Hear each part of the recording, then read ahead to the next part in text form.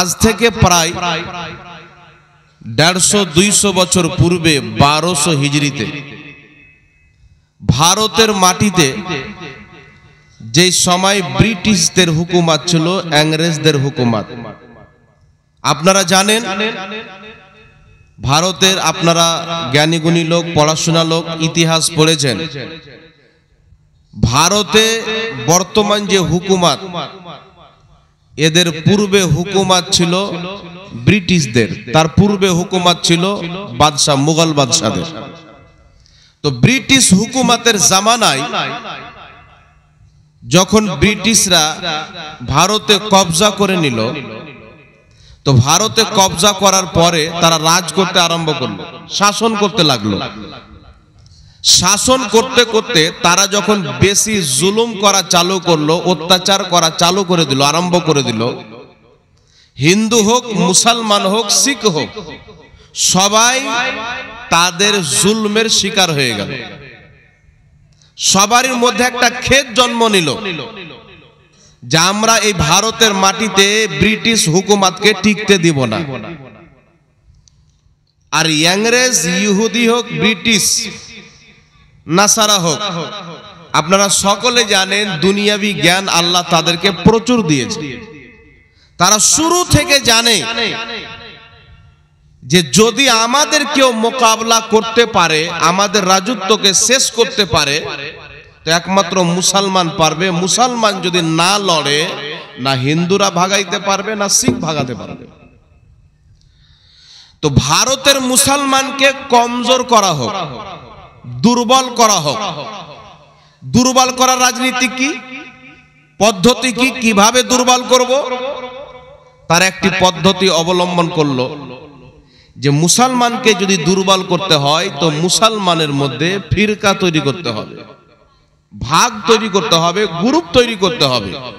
আর মুসলমানের মধ্যে যদি গ্রুপ তৈরি করতে হয় তো মুসলমানদের কিছু মৌলবীকে কিনতে হবে। কি করা যায়? সর্বপ্রথম ব্রিটিশ হুকুমত ভারতবর্ষের একটি মাদ্রাসা, যে মাদ্রাসার নাম হলো দারুল উলুম দেওবন্দ, সেই মাদ্রাসাকে নিশানা করলো। নিশানা করে ওই মাদ্রাসার শিক্ষকদের বেতন করলো 600 টাকা করে। ওই জামানার 600 টাকা আজকের বহু টাকা। 600 টাকা করে বেতন দিয়ে তাদেরকে বলা হলো তোমরা এমন কিছু বাক্য নিজের কিতাবের মধ্যে লিখে প্রচার করো যাতে মুসলিম উম্মাহর মধ্যে একটি আগুন তৈরি হয়ে যায়, আগুন লেগে যায়, ফিতনা তৈরি হয়ে যায়। মুসলমান যখন নিজে নিজে লড়ে যাবে তো আমাদের রাজত্ব টিকে যাবে। কথা বুঝে আসছে বাবা? কি লিখতে আরম্ভ করলো? যিনি দারুল উলুম দেওবন্দ মাদ্রাসা তৈরি করেছেন, কাসিম নানওতাবি সাহেব, তিনি একটি চটি কিতাব লিখলো, পত্রিকা বললি চলে, পাতলা একটি কিতাব, যে কিতাবটির নাম দিল তাহজিরুন নাস। সেই কিতাবের মধ্যে লিখলো যে আমাদের নবীর পরে যদি নতুন নবী জন্ম নিয়ে নেয় তো আমাদের নবীর শেষ নবী হওয়াতে কোনো ব্যাঘাত ঘটবে না। নাউজুবিল্লাহ বলবেন না? তারপর আর কি লিখলো সেই একই কিতাবের মধ্যে? যে আমাদের নবীর শেষ নবী হওয়াতে কোনো মর্যাদা ফজিলত নাই। তারপরে কি লিখলো? উম্মতি বাজাহির আম্বিয়া আলাইহিস সালাম উম্মত চাইতে ফজিলতপূর্ণ হন, তো কিসের কারণে হয়? ঈমানের কারণে হয়। বাকি থাকলো আমলের কথা। একজন উম্মত আমল করে নবীর সমতুল্য হয়ে যায়, বরং নবীর চাইতে আগে বেড়ে যায়। বলে নাউজুবিল্লাহ। আচ্ছা বলেন তো, কেউ আমল করে নবীর সমতুল্য হতে পারবে? নবীর চাইতে বড় হতে পারবে? আমার আপনার নবী সাল্লাল্লাহু আলাইহি সাল্লাম বলছেন, আমার আবু বকরের একটা আমল উমর ফারুকের সারা জীবনের আমল। বলেন সুবহানাল্লাহ। তাহলে যে আবু বকর সিদ্দিকের আমলের সমতুল্য, একটা আমলের সমতুল্য, উমরের মতন সাহাবীর সমস্ত আমল যদি না হয় তো মুহাম্মদ রাসূলুল্লাহ সমতুল্য আমল আমাদের হতে পারবে? তো একটা মানুষকে ধারণা দিল কি, উম্মতি যদি আমল করে সেই ব্যক্তি নবী চাইতো আগে বেড়ে যেতে পারে। নাউজুবিল্লাহ বলতে হবে। এক। দ্বিতীয় নাম্বার, দেওবন্দি জগতের মুজাদ্দিদ আশরাফ আলী থানভী নিজের কিতাব হিফজুল ঈমানের মধ্যে লিখলেন 12 নম্বর পৃষ্ঠার মধ্যে, যদি নবী পাককে কিছু ইলমে গায়েব থাকে, এতে নবী পাকের কি বিশেষতা? এই মতন ইলমে গায়েব প্রত্যেক পশুকে আছে, প্রত্যেক পাগলকে আছে, প্রত্যেক বাচ্চাকে আছে, প্রত্যেক জীব জন্তুকে আছে। বলেন নাউজুবিল্লাহ। মানে নবী পাককে যতটুকু আল্লাহ গায়েব দান করেছেন, ইলম দান করেছেন, বিদ্যা দিয়েছেন, ততটুকু বিদ্যা তো পশু পাখির কাছেও আছে, ততটুকু বিদ্যা তো আপনার জীব জন্তুর কাছে আছে, ততটুকু বিদ্যা বাচ্চার কাছেও আছে, এমনকি যে পাগলের কাছেও আছে। বলেন নাউজুবিল্লাহ। দুটি আকীদা হলো। তৃতীয় নম্বরে রশিদ আহমদ গাঙ্গোহী তবলিগি জামাতের প্রতিষ্ঠাতা ইলিয়াস কান্দেওয়ালি সাহেবের গুরু শেখ ওস্তাদ রশিদ আহমদ গাঙ্গোহী ফাতাওয়া রশিদিয়ার মধ্যে লিখলো, আল্লাহ মিথ্যা বলতে পারে। দলিল কি? ওয়া হুয়া আলা কুল্লি শাইইন কাদির। আল্লাহ প্রত্যেক জিনিসের প্রতি কুদরত রাখেন, প্রত্যেক জিনিস করতে পারেন। তো আল্লাহ যখন সব করতে পারেন তো মিথ্যাও বলতে পারেন। নাউজুবিল্লাহ বলবেন না?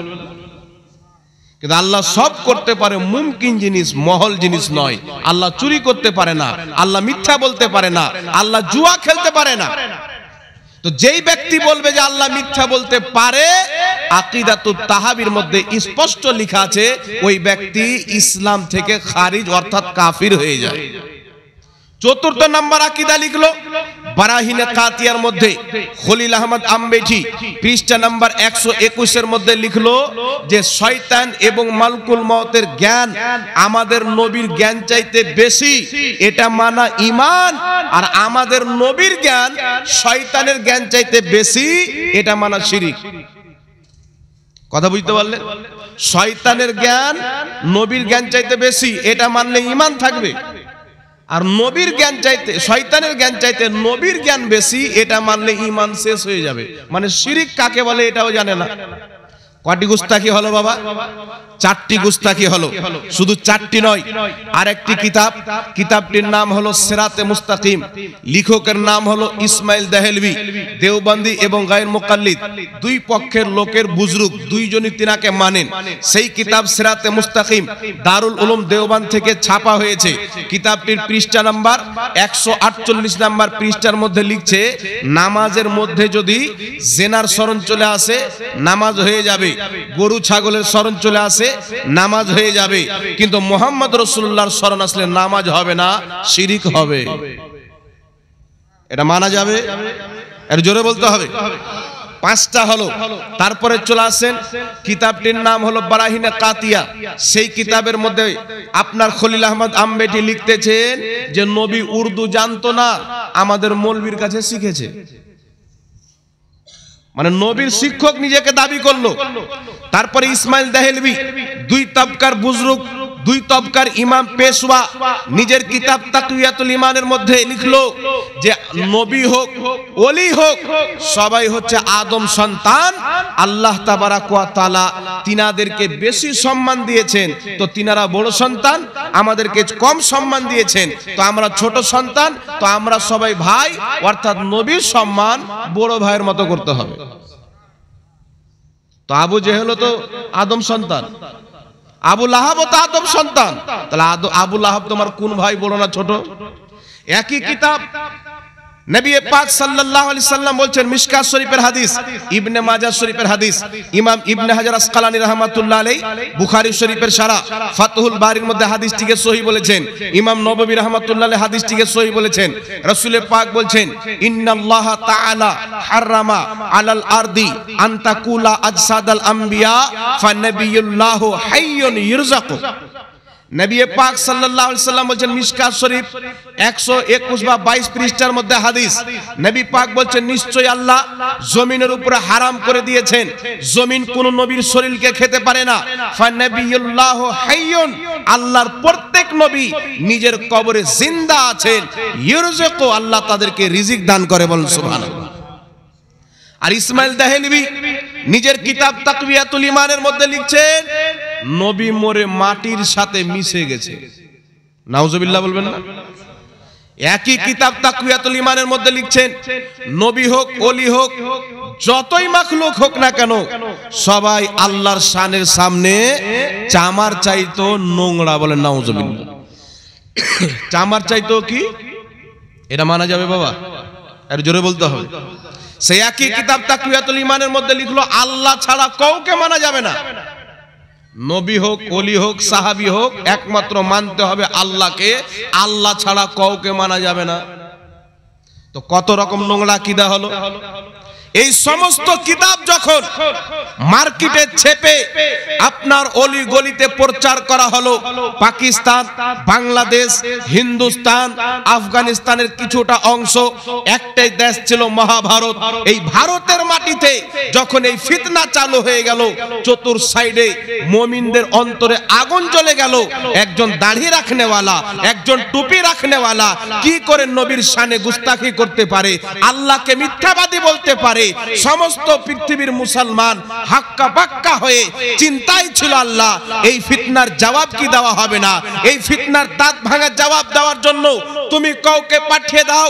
সারা ভারতের মুসলমান যখন কান্না করে করে নিজের চোখের পানি ফেলে দোয়া করতেছিলেন, মুসাল্লাতে চোখের পানি ফেলে, মসজিদে চোখের পানি ফেলে, এই সময়তে আল্লাহ তাবারাক ওয়া তাআলা মুমিনদের দোয়াকে কবুল করে বরেলির সরজমিনে আলা হযরতকে পাঠিয়েছেন, যিনি 1000 চাইতে বেশি কিতাব লিখে প্রত্যেকটার জবাব দিয়ে ইমাম আহলে সুন্নাত সারা পৃথিবীর মুসলমানদের আকীদা বাঁচিয়েছে। বলেন সুবহানাল্লাহ। আল্লাহু আকবার। ইয়া রাসূলুল্লাহ, ইয়া রাসূলুল্লাহ, জিন্দাবাদ, জিন্দাবাদ। যখন বলা হলো নবীর মতন জ্ঞান তো পশু পাখি জানে, জীবজন্তু জানে, আলা হযরত বলেছিলেন और कोई गैब क्या तुमसे नेहा हो भला जब ना खुदा ही छुपा तुम पे करोड़ों दरूद। যখন বলেছিল নবী মরে মাটির সাথে মিশে গেছেন, আলা হযরত বলেছিলেন তু জিন্দা হে ওয়াল্লাহ, তু জিন্দা হে ওয়াল্লাহ মেরে চশমে আলম সে ছুপ जाने वाले। যখন বলেছিল নবী তো কিয়ামতের জ্ঞান জানে না, নবী তো পিঠ পিছের খবর জানে না, আলা হযরত बोलेছিলেন सरे अर्श पर है तेरी गुजर, दिले फर्श पर है तेरी नजर, मलकुत मुल्क में कोई शय नहीं है जो तुझ पे आया नहीं। যখন বলেছিল নবীর সম্মান বড় ভাইয়ের মতো করতে হবে, তখন আলা হযরত বলেছিলেন सबसे औला वाला हमारा नबी, सबसे बाला वाला हमारा नबी।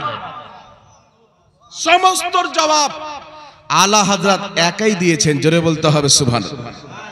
ইমাম আহলে সুন্নাত ওয়াল জামাতের ইলমের আমি আপনাদেরকে কয়েকটি ঘটনা বলি। যেই ব্যক্তি 1000 চাইতে বেশি কিতাব লিখেছেন তার ইলম কত হবে আপনারা বুঝতে পারছেন। আর আল্লাহ কোরআনে কি বলেছেন? একমাত্র আলিমরাই আল্লাহকে ভয় করে। আলা হযরত রাদিয়াল্লাহু তাআলা আনহু যে 1000 চাইতে বেশি কিতাব লিখেছেন, তিনার একটা কিতাব ফাতাওয়া রিজভিয়া, যেটা মাসলা মাসাইলের উপরে ফতোয়ার উপরে কিতাব রয়েছেন, সেই কিতাব কত খণ্ডের? 32 খণ্ড। এইরকম লম্বা কিতাব হবে, একজন ব্যক্তি একা মনে হয় চাঁড়তে পারবে না একটা কিতাব। তাহলে যিনি 1000 কিতাব লিখেছেন, 1000 চাইতে বেশি, তিনাকে আল্লাহ কত ইলম দিয়েছেন। এখন আপনাকে বলি শুনেন, দুটি ঘটনা বলবো। মুসলিম আলীগড় মুসলিম ইউনিভার্সিটি নাম শুনে হবে, উত্তরপ্রদেশে একটি আলীগড় বলে জায়গা আছে। মুসলিম ইউনিভার্সিটিতে একটি মশলা আসলো, ওই মশলা সায়েন্সের সাথে সম্পর্ক রাখে, ধর্মের সাথে নয়। গোটা ভারতের ডক্টর, বিজ্ঞান, সায়েন্স দা hayran হয়ে গেল, উত্তর কাউরির কাছে হলো না। ওই আলীগড় ইউনিভার্সিটির প্রিন্সিপাল চিন্তা করলো যে আমি এর উত্তর আনতে জার্মানি যাব। ইনি জার্মানি যাবেন। আলা হযরতের একজন মুরিদ ছিলেন, বহুত বড় প্রফেসর ছিলেন। তিনি বললেন কোথায় যাবেন? বলছেন একটি প্রশ্ন যার উত্তর পুরো ভারতে পাইনি, জার্মানিতে যাব। তো বলছেন একবার আমার পীরের কাছে যাও, আলা হযরতের কাছে যাও, ওনার খুব নাম শুনেছি, উনি হাল করে দেবেন। মৌলবী মানুষ কি করবে? মৌলবী মানুষ কি জানে বিজ্ঞান সম্পর্কে? ইনি যখন গেলেন ইমাম আহলে সুন্নাত আলা হযরতের কাছে, মন ছোট করে, উত্তর তো পাবো না, কথা রাখার জন্য চলে এসেছি। আলা হযরতের কাছে গিয়ে বসেছেন, ইমাম আহলে সুন্নাত আলা হযরত রাদিয়াল্লাহু তাআলা আনহু বলেন, কি তোমার প্রশ্ন বলো। প্রশ্নটা যখন বললেন, উনি ওই জায়গাতে বসে কয়েক পৃষ্ঠাতে তার উত্তর দিয়ে কাগজ ধরিয়ে দিলেন। বলেন সুবহানাল্লাহ। ইনি ছিলেন আলা হযরত। যখন আরবের মাটিতে গেলেন, তিনার সামনে গিয়ে ওয়াহাবি মতের লোকেরা আলা হযরতের ব্যাপারে বলেছিল যে আমাদের ভারতে একজন আহমদ রাজা নামক ব্যক্তি আছে, সে নবীর জ্ঞানকে আল্লাহর সমতুল্য করে দেয়। কেন? বলে সে বলেছে নবী গায়েব জানে। তো আল্লাহ গায়েব জানে, নবীও গায়েব জানে, তো শিরিক হলো না?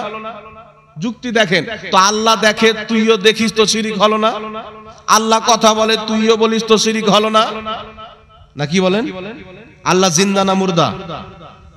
জোরে বলেন। আপনারা জিন্দা না মুর্দা? এটাও তাহলে শিরিক হয়ে গেল। তো আল্লাহও জিন্দা, আমরাও জিন্দা। আল্লাহ নিজে থেকে চিরস্থায়ী জিন্দা। আল্লাহ আমাদেরকে জিন্দা যতদিন রেখেছেন ততদিন জিন্দা। আল্লাহও গায়েব জানে, নবীও গায়েব জানে। আল্লাহ নিজে থেকে জানে, নবী আল্লাহর জানাতে জানে। বলেন সুবহানাল্লাহ। আরবের মাটিতে আলা হযরতের ব্যাপারে অনেক নোংরা জিনিস। আপনি গুগল খুলবেন, বদ আকীদারা আলা হযরতের উপরে কত কিতাব লিখেছেন। আহমদ রাজা বিদাতি। আমি একটা কিতাব পড়লাম, কিতাবটার নাম হলো আল বারেলভিয়াত। পাকিস্তানে একটা মৌলবি ছিল গায়র মুকাল্লিদ, যে মৌলবির নাম হলো জাহির এলাহি। সে কিতাবটি লিখেছেন। কিতাবের মধ্যে একটি শের লিখা আলা হযরতকে মুশরিক প্রমাণ করেছে। শের কি? वही जो मुस्तवी अर्श था खुदा होकर उतर पड़ा है मदीने में मुस्तफा होकर। মানে নবী আল্লাহ হয়ে আরশে ছিল, মুস্তাফা হয়ে জমিনে চলে এসেছেন। আলা হযরত এটা লেখার কারণে মুশরিক হয়েছে। অথচ আলা হযরতের যত কিতাব আছে, এই ছন্দের কোনো অস্তিত্ব তিনার কিতাবের মধ্যে নাই। বল সুবহানাল্লাহ। মিথ্যা অপবাদ। এই ছন্দ লিখলো কে? একটা শায়ের রয়েছেন যার নাম হলো গোলাম আসি। ওই গোলাম আসি এই শেরটা লিখেছে, তার শের ফিট করেছে আলা হযরতের নামে। এখন কেউ মাজারে সাজদা করে দিলে ফিট করবে কার নামে? আলা হযরতের নামে। এখন কেউ মাজারে গিয়ে ভণ্ডামি করলে ফিট কার নামে হবে? আলা হযরতের নামে। কিন্তু আলা হযরত মাজারের ব্যাপারে কি বলেছেন মুফতি আমজাদ হোসেন সিমনানি ডিটেইলস আপনাদের সামনে বলে দিয়েছেন। তো আলা হযরতের ব্যাপারে কান ভরা হলো মক্কার ইমামের, মদিনার ইমামের। বলেন আচ্ছা ঠিক আছে, আহমদ রাজা আসুক। আলা হযরত গিয়েছেন হজ করতে। তিনার সামনে প্রশ্ন হলো, আপনি নাকি নবীর গায়েবকে আল্লাহর সমতুল্য করে দিয়েছেন, নবীর ইলমকে আল্লাহর সমতুল্য করে দিয়েছেন। আলা হযরত বলেন নাউযুবিল্লাহ, এটা আমার প্রতি অপবাদ দেওয়া হয়েছে। আমার আকীদা হলো আল্লাহর ইলমকে যদি 7 সমুদ্র মানা হয় তার চাইতেও বেশি আল্লাহর ইলমের সীমা করা যাবে না। কিন্তু বুঝানোর জন্য আলা হযরত বলছেন, আমার আকীদা আল্লাহর ইলম যদি 7 সমুদ্র হয় তার চাইতেও বেশি। 7 সমুদ্র চাইতে নবীর ইলমকে আমরা এতটুকু বিশ্বাস করি না যতটুকু চিড়িয়া নিজের চোচে পানি নাই। আলা হযরত কি বললেন? আল্লাহর ইলম যদি 7 সমুদ্র হয় তার চাইতেও বেশি। আল্লাহর 7 সমুদ্র ইলমের সামনে নবীর ইলমকে আমরা এতটুকু মানি না যতটুকু চিড়িয়া নিজের চোচে পানি নেয়। তাহলে শিরিক হলো। আসমান জমিন চাইতেও বেশি তফাৎ হলো কি হলো না? আলা হযরত বলছেন, শুনেন, এই কথা বলে আমি আহমদ রাজার আকীদা শেষ হয়নি। আমার আকীদা তো এখন বয়ান করা হবে। আল্লাহর ইলম যদি 7 সমুদ্র মানা হয় এর চাইতেও বেশি। বুঝানোর জন্য বলছি, তিনার 7 সমুদ্র ইলমের সামনে আমরা নবীর ইলমকে এতটুকু বিশ্বাস করি না যতটুকু চিড়িয়া চোচে পানি নাই।